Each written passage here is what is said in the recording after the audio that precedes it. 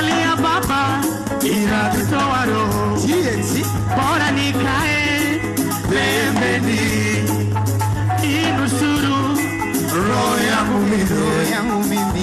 Inusuru mama roho yangu mimi. Awikiba nasoana roho ya Rabbi wamalelizo acha baba. Awikiba mtangala nasoana roho ya Rabbi wamalelizo acha baba.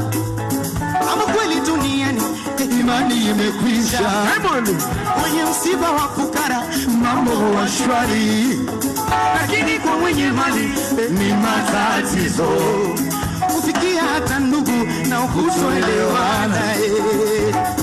Natoana roho ya Rabbi kwa mali alizoacha baba.